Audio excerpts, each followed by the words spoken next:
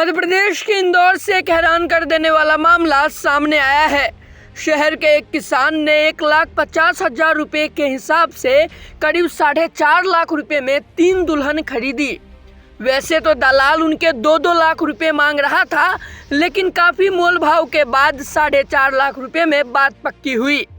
हैरानी की बात तो ये है कि इतनी बड़ी रकम के देने के बाद भी किसान के साथ ऐसी घटना घटी जिसकी उसने कल्पना भी नहीं की थी। वरमाला डालते ही तीनों दुल्हनें गायब हो गई। जानकारी के अनुसार एक किसान को अपने बेटों के लिए दुल्हन नहीं मिल रही थी। इस कारण उसने किसी की बातों में आकर पैसे देकर दुल्हनें लाने का फैसला लिया।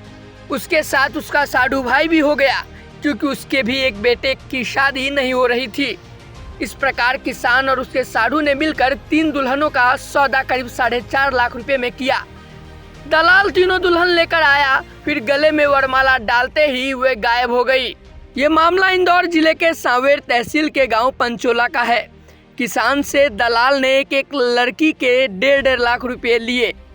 इसके बाद वह तीनों को लेकर आया और शादी की एक रस्म अदा करने के दौरान ही तीनों दुल्हन और दलाल पैसा सहित जेवर लेकर फरार हो गए। मामले में किसान जगदीश कुंवर ने थाने पहुंचकर मामला दर्ज कराया। पुलिस ने गणेश, महेश और सुंदरबाई के खिलाफ धोखाधड़ी का केस दर्ज कर जांच में लिया है। किसान ने करीब 5 लाख रुपए की धोखाधड़ी बताई है। किसान जगदीश के अनुसार जब उनके 2 बेटों और साधु के एक बेटे के रिश्ते की बात कहीं नहीं जम रही थी, तो उन्होंने दुल्हन खरीद कर ही तीनों का ब्याह कराने का निर्णय लिया। ऐसे में दलाल गणेश एक रिश्ता लेकर आया। उसने बताया कि इंदौर में बाणगंगा के दीपमाला ढाबे के पीछे मधु और तनु नामक 2 लड़कियां रहती हैं।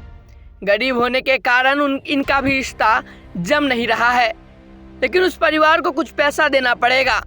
इस प्रकार शुरुआत में 2-2 लाख रुपए की मांग की।